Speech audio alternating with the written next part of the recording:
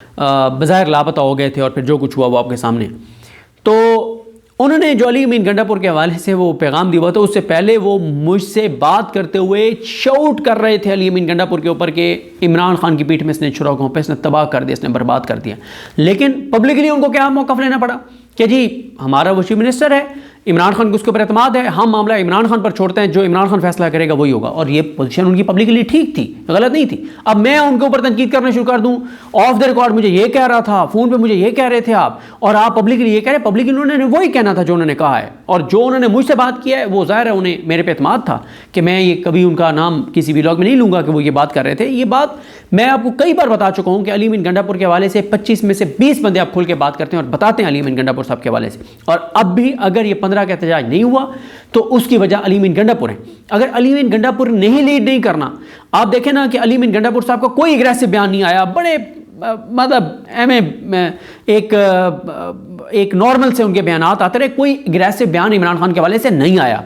वो अली अमीन गंडापुर जिसने अभी वफाक को निकाला इतने बड़े क्राइसिस से, ये पश्तून जिरगे वाले मामले में, अली अमीन गंडापुर अगर ये शर्त रख देता कि भाई मैं ये जिरगा तब इसके हवाले से बातचीत करूंगा या वफाक को बचाऊंगा अगर आप पहले जो है वो इमरान खान से मुलाकात करवाएं, तो उनको करवानी पड़ जानी थी। अगर अली अमीन गंडापुर कह देते कि हमारे लोग जो अगवा हुए हैं, गिरफ्तार हैं, छोड़ें, तो छोड़ने पड़ जाने थे।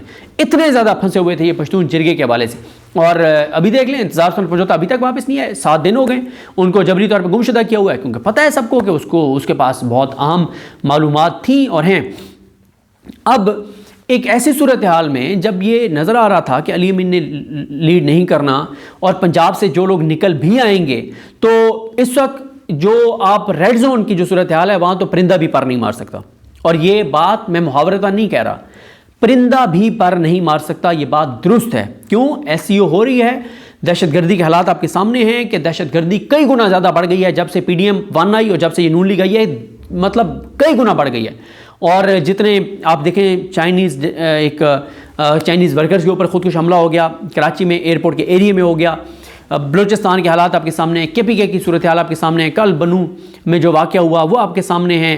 मतलब आप सूरत हाल देख तो लें कि क्या है। वहाँ कान हमारे 22 जो है वो शहीद कर दिए गए बलूचिस्तान में, से पहले जितनी वहाँ पे शहादतें हुई, जो चीज़ें हुई, तो इसलिए सिक्योरिटी इसलिए भी ज़्यादा है कि ज़ाहिर है पाकिस्तान होस्ट कर रहा है और अल्लाह ताला अपना करम करे और अमन व अमान से अच्छे तरीके से ये इवेंट हो जाए।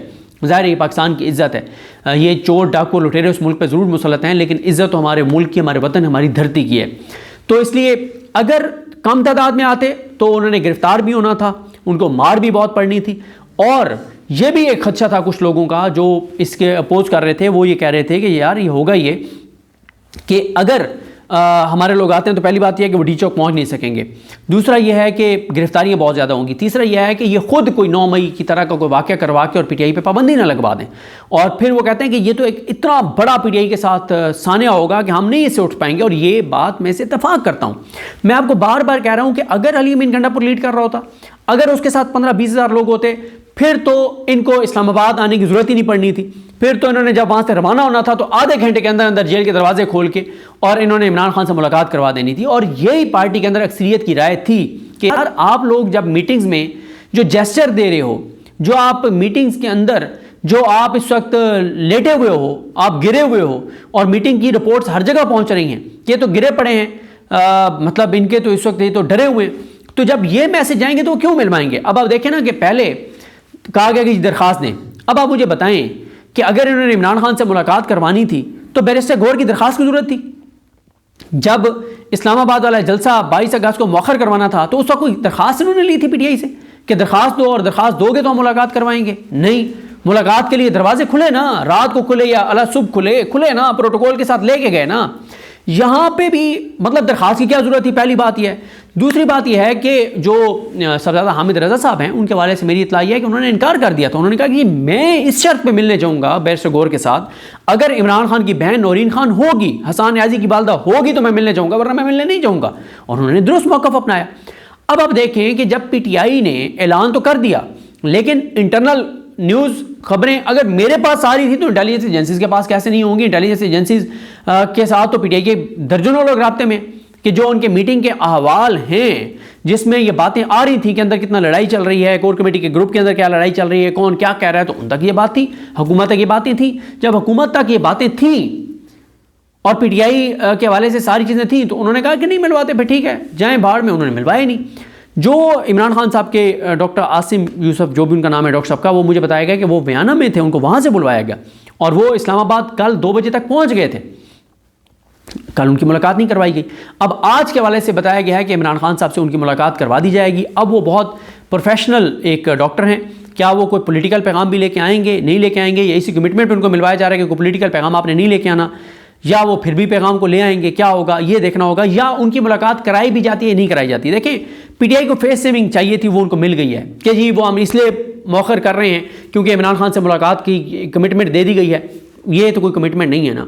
आप ये कहते कि डॉक्टर हमारा मौजूद है, अभी खोलें, अभी मिलवाएं ताकि हम मौखर कर देंगे, तो हो सकती थी मुलाकात। अगर पीटीआई ये कह देती कि हम आपको 2 घंटे दे रहे हैं, 2 घंटे में इमरान खान की मुलाकात करवा दें, और फिर आपने इतनी कमज़ोर शराइत पे आपने उनकी बात मानी कि ठीक है उनके डॉक्टर को मिलवा दें तो हम ये मौखर कर देंगे। और फिर एक चीज़ और है भाई, अदालती फैसला मौजूद है आमिर फारूक का, ये तो कंटेम्प्ट ऑफ कोर्ट होगी इमरान खान के डॉक्टर को मिलवाना, जब आमिर फारूक का फैसला मौजूद है कि नहीं मिलवा सकते आप मिलवाएंगे तो बाकियों की हक तलफी होगी, ये तो फिर कंटेम्प्ट ऑफ कोर्ट है, तो आप कंटेम्प्ट ऑफ कोर्ट हुकूमत करने जा रही है। तो बात यह है कि इस सूरत हाल में ये एक अच्छा फैसला है कि वो प्रोटेस्ट उन्होंने कॉल ऑफ कर दिया है। क्यों? प्रोटेस्ट जिस तरह का होने जा रहा था वो तो मतलब होने जिस तरह का होने जा रहा था उससे ना होना बेहतर है, जितना कमज़ोर वो प्रोटेस्ट होने जा रहा था। फिर पीटीआई के अंदर एक बात बहुत ज़्यादा हो रही है कि जो लोग पीटीआई के सोशल मीडिया के ऊपर इन्फ्लुएंसर्स हैं जो बात करते हैं कि पीटीआई को प्रोटेस्ट करना चाहिए, तो पीटीआई अब ये खुल के उनकी मीटिंग में बात होने लग गई है कि सोशल मीडिया वाले जो पाकिस्तान से बाहर बैठे हैं या पाकिस्तान में बैठे हैं, जो घरों से ट्वीट्स कर देते हैं कि ये करना चाहिए, ये करना चाहिए, ये कौन होते हैं सोशल मीडिया वाले हमें बताने वाले। पीटीआई को ये बात समझनी चाहिए कि पीटीआई को अगर 8 फरवरी का इलेक्शन जितवाया है तो पीटीआई के सोशल मीडिया ने जितवाया है। पीटीआई को दीवार से लगा दिया गया था, अगर पीटीआई को जिंदा रखा है तो सोशल मीडिया ने रखा है। 8 फरवरी के इंतखाबात में जो चीज़ें पीटीआई ने की, उनकी सोशल मीडिया ने बाहर से बैठ के की, पाकिस्तान से बाहर से कोई तसव्वुर नहीं कर सकता था कि पीटीआई इतनी ज़बरदस्त हिकमत अमली के साथ सामने आएगी। और बाहर क्या हुआ? पीटीआई का आप देख लें कि उन्होंने जिस तरह से निशानात लोगों को याद करवाए, उन्होंने जिस तरह से उनके वोट का बताया, फिर इमरान खान के आप फेसबुक पेज पे मैसेज करते थे तो आपको पता चल जाता था निशान क्या है, उम्मीदवार कौन है, एड्रेस क्या है, आपके पोलिंग आपका कहाँ पे पोलिंग स्टेशन है, सब चीज़ें उन्होंने की। तो क्रेडिट तो जाता है इमरान खान की सोशल मीडिया की टीम, इमरान खान के साथ जो सोशल मीडिया के लोग खड़े हैं उनको क्रेडिट जाता है। तो पीटीआई की पार्टी ये गलत करती है जब वो क्रिटिसाइज़ करते हैं सोशल मीडिया को। भाई सोशल मीडिया के ऊपर जो लोग क्रिटिसाइज़ कर रहे हैं आपको या आपके ऊपर सवाल उठा रहे हैं वो कितने लोग होंगे? 40-50 लोग होंगे, 70 लोग होंगे, 100 लोग होंगे। लेकिन ये वही 100 लोग हैं ना जिन्होंने आपको हीरो बनाया है, जिन्होंने आपको इलेक्शन जितवाया है, जिन्होंने आपकी सियासत जिंदा की है। यही वो लोग हैं सोशल मीडिया वाले जिन्होंने आपको किया था। तो अब वो फिर पीटीआई की जो सोशल मीडिया वो रिएक्ट भी करता है इस तरह की बातों पर। तो इस वक्त एहतजाज कॉल ऑफ हो गया। अब आज देखना है कि इमरान खान साहब को कब मिलवाया जाता है या नहीं मिलवाया जाता। कोशिश पूरी होगी कि आज मुलाकात हो नहीं हो तो मतलब कोई पॉलिटिकल बात बाहर ना आए, क्योंकि ये किसी तरह से 16, 17, 18 गुजारना चाहते हैं। 17, 18 को आ रही आईनी तरमीम। और यहाँ पे मैं आपको जाते जाते खबर दे दूँ कि पीटीआई में सिर्फ एक अली अमीन नहीं है, पीटीआई अली अमीनों से भरी पड़ी है। और पीटीआई वालों के लिए एक बुरी खबर उनको सुना दूँ कि जिस बंदे को जिसको दूध की रखवाली पे बिठाया गया था, जिस पीटीआई के बंदे को, वो भी अली अमीन गंडापुर साहब के बड़े करीबी हैं, जिनके ज़िम्मेदारी थी कि उन्होंने सैनिटर्स को सिक्योर रखना है, महफूज रखना है, वही हुकूमत को सैनिटर पूरे करके दे रहे हैं। और अगर आप चाहें तो आप इमरान रियाज खान साहब जो हैं उनके उसके ऊपर उनको जाके आप ट्वीट्स में टैग करें इमरान रियाज साहब को और उन्हें कहें कि आप इमरान रियाज साहब के पास भी ये खबर है अगर वो देना चाहें, और मेरे पास भी ये खबर है कि पीटीआई का कौन सा बंदा है जिसको पता है कि कौन कौन सा सेनेटर इस वक्त सरेंडर कर चुका है, लेकिन वो पीटीआई का बंदा जो है वो पार्टी को ना तो बता रहा है बल्कि पार्टी को उल्टा ये कह रहा है कि नहीं नहीं नहीं नहीं फलाना सेनेटर भी मुल्क से बाहर है, फलाना सेनेटर भी मुल्क से बाहर है। और 2 सेनेटर्स मुल्क में आ चुके हैं और जिसने उनको सिक्योर करना था, जिसके पास उनकी जिम्मेदारी है, वो ही पूरे करके दे रहा है।